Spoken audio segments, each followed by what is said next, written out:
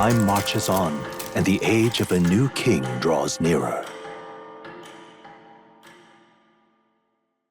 A new day begins. It started with us bringing in the bounty for that chimera, since I forgot to do it yesterday, as I get ready to head to the tower so that I can help out the Sanctus on the warpath for Luis, because he literally has no chance, and on our way there I spent it with Basilio. He said he'd treat me to some food, and sure enough, there's food in front of me. I gotta say, it's real tasty, as I savor almost every bite, even if the idea of it having poison scares me, soul-cured or not. He asked for my opinion, and I obviously asked for seconds, which makes him smile, admitting that the truth is, wasn't long ago he couldn't cook at all. After the Ignite experiments, his taste got sharper, and he couldn't eat food unless it was real good, so he picked it up for himself. Basilio then brings me dessert. It smells calming as he tells me more about the herb he got. It's a sedative. He drinks it to numb the pain. That sounds awful. Basilio continues that it can be comparing it to something trying to kill him from the insides. Starting with a story about his old wounds. He has basically him and Fidelio grew up in the slums, or more like a trash dump, no parents to speak of, and every day was as bad as the last. He wanted to enlist but couldn't afford to eat that way, said they were too young, but he got invited for the Igniter experiments, and by his wording, they're disgusting experiments. As he says, Vinca was there too, but the facility, you got what you needed. Even coin, really slave wages though, but if the igniters went unstable or they didn't need you, they threw you out no matter what they did or how bad it hurt. They took it as they had no choice. He thinks in hindsight, it took ages to break out. It was merely endless pain. Their deaths one faulty igniter away, admitting if it wasn't for Fidelio, he'd have given up. As the experiments became more brutal, it claimed his friends one by one. He almost died himself until Fidelio couldn't bear it anymore and they got out. He was in rough shape too, but he carried Basilio all the way to the church where they met Rella. Thinking on her words to them, he gets it. He got to treat me to a nice meal, got to see his old friend. He wouldn't have gotten that if he gave up, seeming to be thankful for everything he has and deserves it honestly, as a Brongo stronger.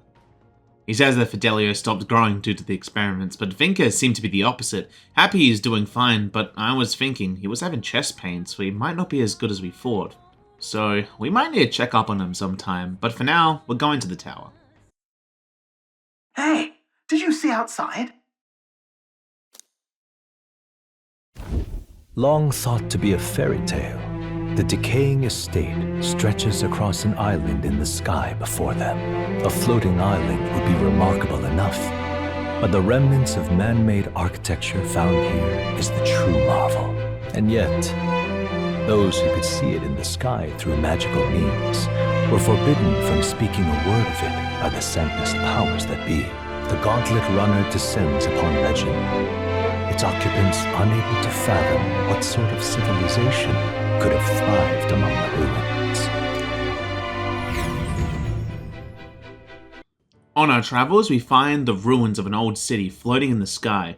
We're shocked, we all wonder how it's possible, thinking of it only existing in storybooks. Perhaps Magla caused it to be airborne, or perhaps the ground is cursed, but the more important question, the structures seem to be man-made. As we are left to think what did them. I think perhaps monsters? But war isn't a bad option either, as with a wisdom boost, we continue our trip. Infringing upon the heavens, the Tower of Insolence appears before their eyes. Is the decision to pursue such a beast one of bravery, or something else altogether? The Gauntlet Runner, disturbing countless years of unbroken silence, lands confidently in front of the tower. Nothing of real note, just a long trek to the monster we need to face, and even more importantly, he was really weak, getting a single turn to do anything, and that turn was pretty much wasted. I'll admit though, I spent like 10 minutes trying to kill him first turn, but I didn't have luck, so I just took him down. Soul Hacker!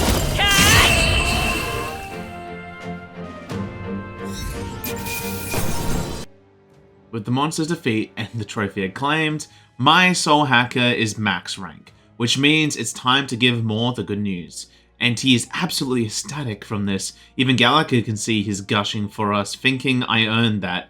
He says that he cannot be in an easy journey, full of meetings, parting trials, and joys. Think of the many people who would have helped me out, knowing I'd never be able to achieve all that on my own. I've come this far with motes of people's lights in my wake, thinking he may have been wrong. The world is not lost to hope. Seeing it as a strange revelation, but not hating being proven wrong. I say that even I could tell him that. He smiles, asking if that's what I believe, then it's the power of fantasy that's given me strength, indeed. But now he has one more task for me. Well, actually, he doesn't have anything for me, as his knowledge of archetypes ends here. He has no more to teach. I've outpaced him on that search for the ultimate archetype. The other reason is he goes silent. Gallagher guesses it's connected to his lost memories, and he says that unfortunately the rest of his memories haven't come to it yet. But he did arrive to a conclusion of sorts, on why he is here. But he then apologizes as he'll refrain from explaining his conclusion, so simply it could cast a shadow on this time. The room isn't the remains of the Mage Academy. It's likely a place we know quite well.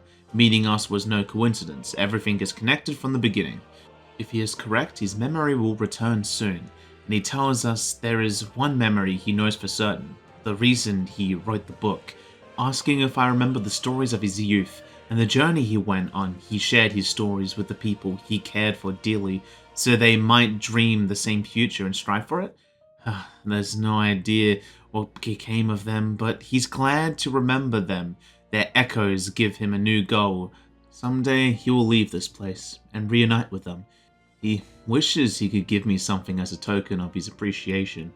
Alas, he cannot. If we only met in this mind space, I can't wait for the day, as his cat wants to thank me too, by the looks of it. As with that, and a promise of meeting again, we head back to Otabury and have a well-deserved feast.